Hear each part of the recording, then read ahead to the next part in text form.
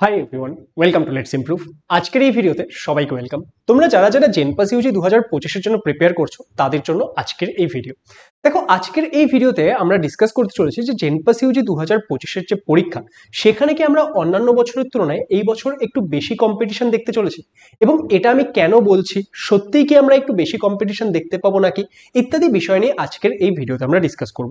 এবং এই মুহূর্তে দেখো, জেনপাস ইউজি 2025-এর যে ফর্ম ফিল আপ, আজকে আমি যখন ভিডিওটা শুট করছি, আজকে আমি 9 মে সকালবেলা ভিডিওটা শুট করছি, এখনো কিন্তু ফর্ম ফিল আপ স্টার্ট হয়নি।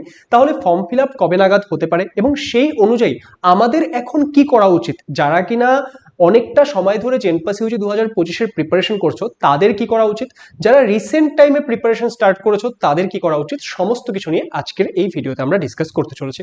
তাহলে যারা যারা জেনপাস ইউজি 2025-এর পরীক্ষা দিচ্ছ, আজকের এই ভিডিওটাকে শুরু থেকে শেষ অবধি অবশ্যই দেখবে, কারণ এখানে আমি তোমাদের কিছু পার্সপেক্টিভ দিতে চলেছি এবং কিছু এমন বিষয় তোমাদেরকে আমি গাইড করতে চলেছি যেগুলো তোমাদেরকে অবশ্যই মাথায় রেখে চলতে হবে যদি তোমরা জেনপাস ইউজি 2025-এর পরীক্ষায় একটা ভালো স্কোর আনতে চাও।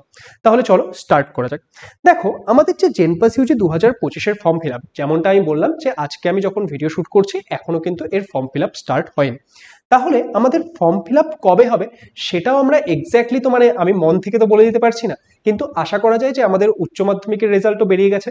অ্যান্ড ডাব্লিউবিজেই পরীক্ষা, দেখো জেনপাস ইউজি পরীক্ষা সেটাও ডাব্লিউবিজেই বোর্ড কন্ডাক্ট করায় এবং ডাব্লিউবিজেই পরীক্ষা সেটাও ডাব্লিউবিজেই বোর্ড কন্ডাক্ট করায়। এবার ডাব্লিউবিজেই 2025-এর যে পরীক্ষা, সেই পরীক্ষা কিন্তু নির্দিষ্ট দিনেই হয়েছে এবং পরীক্ষার পরবর্তী সময়ে দেখো মডেল অ্যান্সার কি সেটাও নির্দিষ্ট দিনে বেরিয়ে গেছে।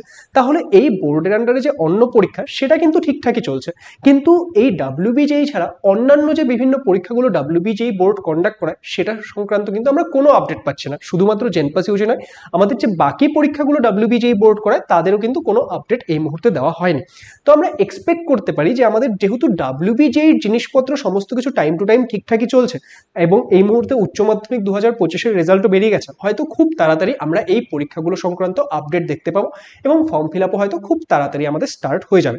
এবার দেখো, ফর্ম ফিল আপ যদি আমি ধরে নিই যে আজকে আমি যখন ভিডিও শুট করছি যদি 2-3 দিনের মধ্যেও শুরু হয়, তাহলে সেই ক্ষেত্রে আমাদের যে ফর্ম ফিল আপ হওয়ার জন্য 1 মাস এবং তারপরে ধরে নাও যে ফর্ম ফিল আপের পরবর্তী যে বিভিন্ন বিষয়গুলো থাকে তার জন্য যদি আমি 15-20 দিন সময়ও ধরি, তাহলে মোটামুটি আমাদের 50 দিনের আগে তো পরীক্ষা হচ্ছে না, যে আমাদের অ্যাটলিস্ট 50 দিনের মতো সময় প্রয়োজন। তার মানে আমরা বুঝতে পারছি যে মোটামুটি আমরা 1.5 মান্থস মতো টাইম কিন্তু এখনো পেয়ে যাবো জেনপাস ইউজি 2025-এর পরীক্ষার আগে। হ্যাঁ, হতে পারে যে বোর্ড এটা একটু তাড়াতাড়ি করে দিল, পরীক্ষার ফর্ম ফিল আপের জন্য 1 মাস সময় না দিয়ে হয়তো 3 সপ্তাহ সময় দিল, ঠিক আছে, তো সেই ক্ষেত্রে একটু আগে পিছিয়ে তারা করতে পারে, কিন্তু মোটামুটি আমরা একটা 50 দিন বা 1.5 মাসের কাছাকাছি সময় কিন্তু আমাদের হাতে এখনো থাকা উচিত, কারণ আমাদের পরীক্ষার ফর্ম ফিল আপ এখনো স্টার্ট হয়নি এবং ফর্ম ফিল আপের পর তোমরা জানো ফর্ম ফিল আপ হবে, তারপর অ্যাডমিট কার্ড পাবলিশ হবে, অনেক কিছু থাকে তাই না পরীক্ষা একটা হওয়ার আগে। তো এই বিভিন্ন বিষয়গুলো রয়েছে। এবার দেখো, এই যে আমি একটা ডেট লিখে রেখেছি, এই ডেটটা তোমরা অনেকেই হয়তো জানো যে জেনপাস ইউজি 2024-এর যে ফর্ম ফিল আপ হয়েছিল সেটা কিন্তু হয়েছিল মার্চ 22 থেকে এপ্রিল 22-এর মধ্যে। 2024 সালের 22 তারিখ মার্চের থেকে এপ্রিলের 22 তারিখ অবধি আমাদের ফর্ম ফিল আপ হয়েছিল। এবার লাস্ট ইয়ার, দ্যাট ইজ 2024 সালে যদি আমরা দেখি, দেখো আমাদের ডাব্লিউবিজেই পরীক্ষা সেটা কিন্তু এখনো কমপ্লিট হয়নি। মানে আমি কি বলতে চাচ্ছি, 2024 সালে যখন ফর্ম ফিল আপ শেষ হয়েছিল তখনও অবধি কিন্তু ডাব্লিউবিজেই পরীক্ষা বাকি ছিল, ডাব্লিউবিজেই পরীক্ষা কিন্তু তারপরে হয়েছিল, তাই না? এবং সিমিলারলি আমরা যদি দেখি যে এই যেই টাইমে ফর্ম ফিল আপ হয়েছিল সেই টাইমে কিন্তু আগের বছর নিট পরীক্ষা হয়নি, নিট পরীক্ষা গিয়ে আমাদের আমার যতদূর মনে পড়ছে মে মাসের 5 তারিখে হয়েছিল বোধহয়, তাই না? তাহলে সেই ক্ষেত্রে আমাদের ফর্ম ফিল আপ শেষ হয়ে যাওয়ার পরে কিন্তু ডাব্লিউবিজেই পরীক্ষা এবং নিট পরীক্ষা হয়েছিল। কিন্তু এই বছর দেখো, এই বছর আমাদের যে ডাব্লিউবিজেই এক্সাম হয়ে গেছে, ডাব্লিউবিজেই এর আনসার কি বাগেরাও আসতে শুরু করে দিয়েছে এবং আমাদের যে নিট পরীক্ষা সেই নিট পরীক্ষা হয়ে গেছে। এবং তোমরা স্বাভাবিকভাবেই জানো, তোমরা যারা যারা জেনপাস ইউজি পরীক্ষা দিচ্ছ তারা জানো যে এই বছর নিটের যে কোয়েশ্চেন লেভেল সেটা কিন্তু অনেকটা টাফ এসছে। আমাদের অন্যান্য বছরের তুলনায় এই বছরের যে পরীক্ষার কাঠিন্যতা নিট পরীক্ষায় সেটা কিন্তু অনেকটা বেশি ছিল, অনেক লেন্দি কোয়েশ্চেন্স বাগেরা এসছে। সেটা নিয়ে এখন আমি খুব বেশি ডিটেলে ডিসকাস করতে যাচ্ছি না, তোমরা মোটামুটি বিষয়টা জানো। তাহলে এই ক্ষেত্রে প্রবলেমটা কোথায় বলো তো, যে আমাদের যেই সকল স্টুডেন্টরা যারা ধরে নাও যে যাদের ফোকাস ছিল নিট পরীক্ষা, যে আমরা নিট পরীক্ষা দেবো অন্য কোনো কিছু দেবো না, ইভেন ধরো যারা লাস্ট ইয়ারের হিসেবে যদি দেখি, ধরে নাও যারা আমাদের ফর্ম ফিল আপ করার ছিল জেনপাস ইউজি, তারা নিটের আগেই ফর্ম ফিল আপ যেহেতু শেষ হয়ে গেছিল, যারা যারা ফর্ম ফিল আপ করার তারাই করেছে। এই বছরও কি, এই বছরও তোমরা অনেক স্টুডেন্ট রয়েছো যারা নিটও ফর্ম ফিল আপ করেছো, জেনপাস ইউজিও ফর্ম ফিল আপ করবে। কিন্তু জেনপাস ইউজির ফর্ম ফিল আপ যদি আগে হতো তাহলে তোমাদের কি টার্গেট থাকতো, যে যারা যারা দুটো ফর্ম ফিল আপ করে তারাই করতো, কিন্তু যাদের শুধুমাত্র নিট টার্গেট থাকতো তারা তো ফর্ম ফিল আপ করতো না। কিন্তু এই বছর ভাবো, নিট পরীক্ষা যেহেতু হয়ে গেছে, স্বাভাবিকভাবে অনেক স্টুডেন্টই যেটা এক্সপেক্ট করেছিল সেই রকম পরীক্ষা যায়নি, তাহলে এবার তারা কিন্তু একটা সেকেন্ড অপশন হিসেবে এই জেনপাস ইউজি পরীক্ষাও দেবে, বুঝতে পারলে? তাহলে একটা নাম্বার অফ স্টুডেন্ট এই ক্ষেত্রে ইনক্রিজ হবে। একই রকম ভাবে ভাবো ডাব্লিউবিজেই পরীক্ষা যারা দিয়েছে, হ্যাঁ যাদের সোল টার্গেট যে ইঞ্জিনিয়ারিং, তারা হয়তো এখানে আসবে না, কিন্তু এমনও তো প্রচুর স্টুডেন্ট থাকে যারা কিনা কি হয় যে একটা পরীক্ষা দিচ্ছি, এটা যদি না হলো আমি অন্য কোনো একটা ট্রাই করব।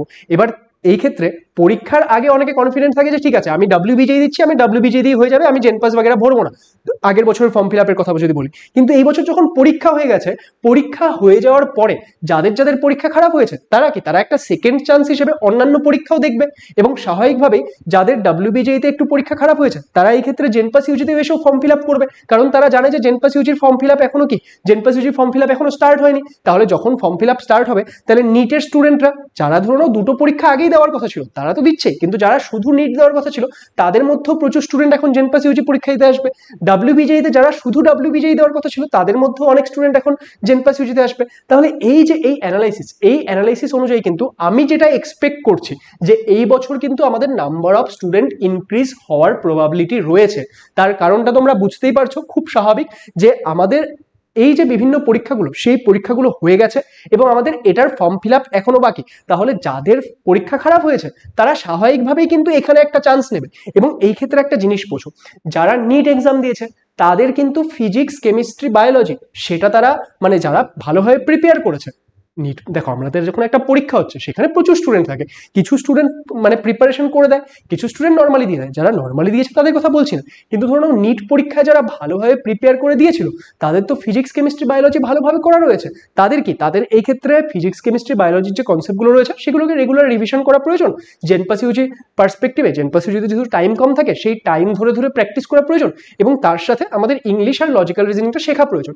তাহলে এই ক্ষেত্রে তোমরা যারা যারা ধরো জেনপাস ইউজি পরীক্ষার জন্য প্রিপেয়ার করছো, দেখো দুই তিন রকমের স্টুডেন্ট তাহলে এখন আমরা পাবো। কি কি রকমের স্টুডেন্ট পাবো? এক তো আমরা পেয়ে যাবো যারা বছরের শুরু থেকে জেনপাস ইউজির জন্য প্রিপারেশন করছে। আরেকটা আমরা স্টুডেন্ট পাবো যারা ধরো যে এইচএস পরীক্ষা বা ক্লাস 12 এর পরীক্ষার পর থেকে স্টার্ট করেছে। যারা ক্লাস 12 এর পরীক্ষার পর থেকে স্টার্ট করেছে তাদের মোটামুটি এখন প্রায় ধরো 1.5 মাসের কাছাকাছি হয়ে গেল যে তোমরা প্রিপারেশন করছো, তাই না? আর কিছু স্টুডেন্ট এমন থাকবে যারা ডাব্লিউবিজে এর পরবর্তী সময়ে বা নিটের পরবর্তী সময়ে এখন স্টার্ট করছে। তাহলে সবার এই মুহূর্তে কি করা উচিত? দেখো, যারা বছরের শুরু থেকে প্রিপেয়ার করছিলে, আমি জানি যে তোমাদের একটা নির্দিষ্ট টাইমে পরীক্ষা হওয়ার মাইন্ডসেট নিয়ে তোমরা চলছিলে, কিন্তু এখন যেহেতু পরীক্ষায় ডিলে হচ্ছে তোমাদের অনেক সময় ডিমোটিভেটিং ফিল হবে, অনেক সময় পড়তে ইচ্ছা করবে না, কিন্তু এখন কিন্তু আরো জোর কদমে পড়ো, কারণ তোমরা বছরের শুরু থেকে প্রিপেয়ার করে আসছো। একটা জিনিস মাথায় রাখবে, তোমরা যারা যারা বছরের শুরু থেকে জেনপাসের জন্য প্রিপেয়ার করে আসছো তাদের কি, তাদের এই টাইম ম্যানেজমেন্টের বিষয়গুলো কিভাবে তাড়াতাড়ি সলভ করতে হবে সেই বিষয়গুলো অনেক বেশি মানে কি বলবো, অনেক বেশি প্র্যাকটিস হয়ে গেছে। যারা এখনই জাস্ট নিট দিয়ে এসছে তাদের কি, তাদের রেসপেক্টে আমরা যদি নিটের রেসপেক্টে জেনপাস ইউজি দেখি সেখানে টাইমটা অনেক কম থাকে।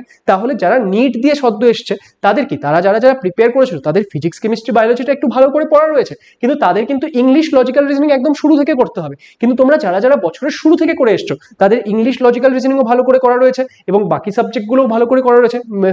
যারা যারা ধরো না আমাদের ব্যাচে ছিল, অ্যাভেঞ্জার্স ব্যাচে যারা যারা ছিল তাদের তো সমস্ত সাবজেক্টই ভালো করে করা রয়েছে। তাহলে এই ক্ষেত্রে যারা বছরের শুরু থেকে প্রিপেয়ার করছো তারা কিন্তু এখন নিজেদের রিভিশন, প্র্যাকটিস এগুলোকে আরো ইনক্রিজ করে দাও।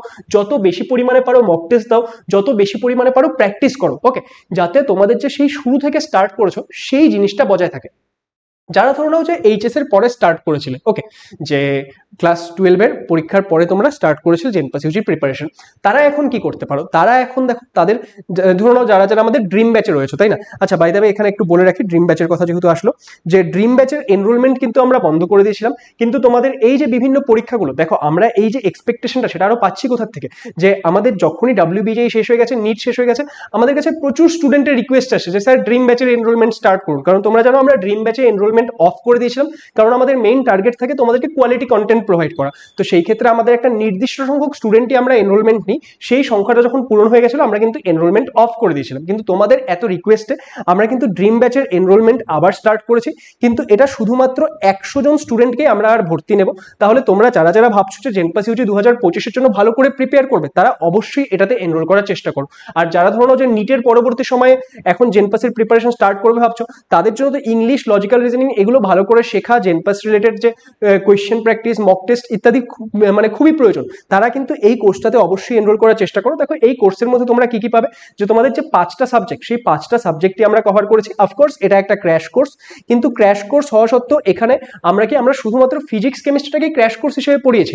আমাদের ইংলিশ, লজিক্যাল রিজনিং, বায়োলজি সেটা কিন্তু আমরা পুরোটা পড়িয়েছি, কারণ আমাদের যে জেনপাস ইউজি পরীক্ষা সেখানে কিন্তু এই ইংলিশ, লজিক্যাল রিজনিং, বায়োলজির মানে ওয়েটেজ সব থেকে বেশি ইন দ্য সেন্স আমি বলতে চাচ্ছি যে এগুলো যদি তোমরা ভালো করে করো, এখান থেকে তোমরা ম্যাক্সিমাম স্কোর করতে পারবে।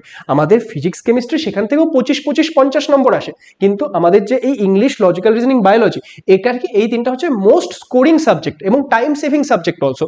তো এখানে কিন্তু আমরা এই পুরোটাই করিয়েছি, এবং এই কোর্সের মধ্যে কিছু ভিডিওস এখন তোমরা রেকর্ডেড পাবে, কিছু ভিডিওস এখন তোমরা লাইভ পাবে। সেই জন্য আমরা কোর্সের প্রাইসটাও কম করে দিয়েছি, জাস্ট 1199 রুপিস। এবং এর মধ্যেই তোমরা 40টা মক টেস্ট পাবে, যার মধ্যে 15টা ফুল লেন্থ মক টেস্ট আছে, এবং এই ফুল লেন্থ মক টেস্টগুলোর আমরা ভিডিও সলিউশনসও প্রোভাইড করছি। এছাড়াও পরীক্ষার ঠিক আগে আমাদের একটা কোর্স আসবে, র্যাঙ্ক ইমপ্রুভমেন্ট কোর্স, যেটা কিনা জেনপাস ইউজির হিস্ট্রিতে ফার্স্ট টাইম আমরা 2024-এ নিয়ে এসেছিলাম, যেখানে আমরা nearly 2500 important MCQ question solve করাই। তাহলে পরীক্ষার ঠিক আগে যদি তোমরা এত কোয়েশ্চেন সলভ করো, তোমাদের কনফিডেন্স এবং প্র্যাকটিস লেভেল কোন জায়গায় যাবে তোমরা বুঝতেই পারছো। সেই আড়াইসিও কিন্তু এই ব্যাচের মধ্যে ইনক্লুডেড থাকবে। তাহলে তোমরা যারা যারা ভাবছো যে জেনপাস ইউজি 2025-কে টার্গেট করছো এবং এখন প্রিপারেশন করতে চাইছো ভালোভাবে, তারা কিন্তু এটাতে করে নাও। কারণ দেখো আমরা যা এক্সপেক্ট করছি, মোটামুটি আরো আমরা 1.5 মাসের কাছাকাছি সময় তো পাবো। এই সময়টাতেও যদি তোমরা ভালো করে করো না, তোমরা কিন্তু জেনপাস ইউজিতে একটা ভালো র্যাঙ্ক আনতে পারবে। তাহলে এখানে আমি যেমনটা বললাম, আমরা কিন্তু 100 জন স্টুডেন্টকে আর এনরোলমেন্ট নেব। তাহলে যারা এখনো এনরোল করোনি, এই ব্যাচে কিন্তু এনরোল করতে পারো। এনরোল করার জন্য তোমরা আমাদের লেটস ইমপ্রুভ অ্যাপ ডাউনলোড করে নেবে, বা এই ভিডিও ডেসক্রিপশনে আমাদের কন্ট্যাক্ট নম্বর দেওয়া থাকবে, সেখানে কন্ট্যাক্ট করতে পারো যদি তোমাদের কোনো রকম অসুবিধা হয়। তো আমি যেটা বলছিলাম, যে যারা ধরো নাও যে এইচএস এর পরবর্তী সময়ে স্টার্ট করেছো, তাদের এখন মোটামুটি সিলেবাসটা একটা জায়গায় পৌঁছে গেছে, তাই তো? যে তোমরা মোটামুটি অনেকটা পড়ে নিয়েছো। যারা ধরো আমাদের ড্রিম ব্যাচ থেকে পড়েছো, তাদের অনেকটা কভার হয়ে গেছে।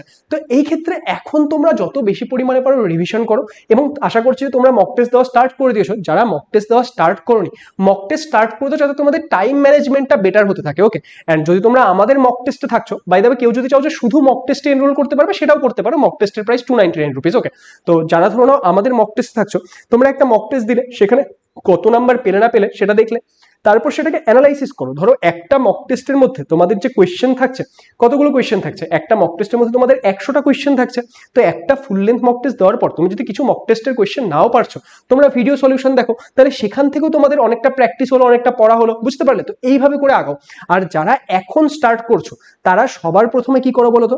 যারা এখন স্টার্ট করছো, তারা লজিক্যাল রিজনিং, ইংলিশ আর বায়োলজি, এই তিনটে সাবজেক্টকে একদম খুব ভালো করে করার চেষ্টা করো, এন্ড চেষ্টা করো যত বেশি পরিমাণ পারো এখান থেকে কভার করতে। আর স্যার ফিজিক্স কেমিস্ট্রি কি করবো? তাহলে physics chemistry only important topics. এখন তোমরা সম্পূর্ণটা পড়তে একদম যেও না, অনলি ইম্পর্টেন্ট টপিক্স এক্ষেত্রে টার্গেট করে চলো, তাহলে কিন্তু তোমরা একটা বেটার জায়গায় পৌঁছাতে পারবে। এবার দেখো, তাহলে আমরা বুঝতে পারছি আমাদের যদি কম্পিটিশন ইনক্রিজ হয়, তাহলে এই ক্ষেত্রে কি ইম্পর্টেন্ট হচ্ছে, এখন তোমরা অনেকে কি হবে, যে অনেকে ধরো যারা লং টাইম ধরে পড়ছো, তারা হয়তো পড়া একটু ঢিলা দিয়ে দেবে, বা অনেকে ভাববে যে আমি তো এতদিন ধরে পড়ছি, আমার সঙ্গে কে কম্পিটিশনে থাকবে। কিন্তু আমরা যেটা এক্সপেক্ট করতে পারছি, আর আমি তোমাদের বোঝানোর পর আই হোপ তোমরাও বুঝতে পারছো, যে কিছু সংখ্যক হলেও কিন্তু স্টুডেন্ট এই বছর বাড়তে চলেছে। তাহলে সেই স্টুডেন্টের সঙ্গে যদি আমাকে কম্পিটিশনে থাকতে হয়, আমাকে কিন্তু নিজের পড়াশোনাটাকে আরো বাড়িয়ে নিতে হবে, ঠিক আছে? তো এই বিষয়টাই আজকের এই ভিডিওতে আমার তোমাদেরকে বলার ছিল। কিন্তু কেউ বেশি চিন্তা করো না, যতই কম্পিটিশন বাড়ুক, যাই বাড়ুক, তোমার তো একটা সিট প্রয়োজন, তোমার একটা ভালো কলেজে একটা সিট প্রয়োজন। তাহলে তোমার টার্গেট কি? তোমার টার্গেট তুমি যাতে বেস্ট দিতে পারো। তো নিজের পড়াশোনাটাকে খুব ভালোভাবে চালিয়ে যাও, নিজের যে প্রিপারেশনটা সেটাকে ভালোভাবে চালিয়ে যাও। সিলেবাস আই গেস যারা শুরু থেকে স্টার্ট করছো তাদের কমপ্লিট, তাদের তো বাকি থাকার কথা নয়। তাহলে তারা রিভিশন, প্র্যাকটিস অ্যান্ড মক টেস্টে ফোকাস করো। যারা ধরো রিসেন্টলি স্টার্ট করছো তারা যেরকমটা বললাম যে ইংলিশ, লজিক্যাল রিজনিং, বায়োলজিটাকে টপ প্রায়োরিটি দাও এবং যত বেশি পরিমাণে উপরে প্র্যাকটিস করো, টাইম বাউন্ডেড প্র্যাকটিস করো সবাই। দেখো প্র্যাকটিসের কথাও যখন বলছি তোমরা কিন্তু টাইম বাউন্ডেড প্র্যাকটিস করো। জেনপাস ইউজি পরীক্ষায় সব থেকে ইম্পর্টেন্ট জিনিস হচ্ছে টাইম। তার কারণ কি? তার কারণ তোমাদের 100টা কোয়েশ্চেন, তার মধ্যে 15টা আবার এমএসকিউ থাকে, তাই না, যেখানে একের বেশি অপশন কারেক্ট হয়। তো এই 100টা কোয়েশ্চেনের জন্য তোমাদের জাস্ট 90 মিনিট টাইম থাকে, তার মানে একটা কোয়েশ্চেনের জন্য 1 মিনিট টাইমও থাকে না। তাহলে এই ক্ষেত্রে তোমাদের কিন্তু প্র্যাকটিসটা খুব বেশি ইম্পর্টেন্ট। তাহলে প্র্যাকটিসে ফোকাস করো অ্যান্ড আস্তে ধীরে জিনিসপত্র এগিয়ে নিয়ে যাও। কোনো সময় যদি ডিমোটিভেটেড মনে হচ্ছে, একটু তোমরা এক কাজ করতে পারো, আমাদের চ্যানেলে তোমরা টপার স্টক পেয়ে যাবে, বা আমাদের জেনপাস ইউজি রিলেটেড যারা ধরো জেনপাস ইউজির মাধ্যমে কোনো একটা বিএসসি নার্সিং কলেজে পড়ে নিয়ে ভালো ভালো জব করছে, তাদের আমাদের চ্যানেলে পডকাস্ট তোমরা পেয়ে যাবে। বা যারা ধরো প্যারামেডিক্যালে যেতে চাও, প্যারামেডিক্যালে কি হচ্ছে না হচ্ছে সেই রিলেটেড পডকাস্ট আমাদের চ্যানেলে রয়েছে।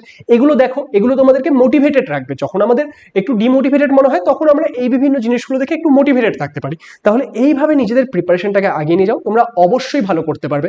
অল দ্য বেস্ট সবাইকে। অ্যান্ড একটা চিন্তা যেটা তোমাদের মাথায় ঘুরছে সেটা আমাদের মাথায় ঘুরছে, যে কবে পরীক্ষার ফর্ম ফিল আপ স্টার্ট হবে। কিন্তু এই ফর্ম ফিল আপ কবে স্টার্ট হবে এটা নিয়ে সারাদিন মেতে থাকো না, তোমরা তোমাদের প্রিপারেশনে ফোকাস করো। বোর্ডের তরফ থেকে যখনই যা আপডেট দেওয়া হবে আমরা তোমাদেরকে জানিয়ে দেবো। এছাড়া এই ভিডিও ডিসক্রিপশনে আমাদের যে জেনপাস ইউজি 2025-এর টেলিগ্রাম গ্রুপের লিঙ্ক সেটা দেওয়া থাকবে, তোমরা সেখানে জয়েন করে নিতে পারো। সেখানে সেম মাইন্ডেড বাকি স্টুডেন্টরাও রয়েছে, তাহলে তোমরা সমস্ত কিছু ডিসকাশন করতে পারবে, সমস্ত কিছু সেখানে কিন্তু জানতে পারবে। তাহলে দেখা হচ্ছে নেক্সট ভিডিওতে। আজকের ভিডিওটা ভালো লাগে সেটাকে লাইক করে দিও, বন্ধুদের সঙ্গে শেয়ার করে দিও, অ্যান্ড নিজের প্রিপারেশন সেটাকে একদম ভালোভাবে এগিয়ে নিয়ে যাও। অল দ্য বেস্ট সবাইকে।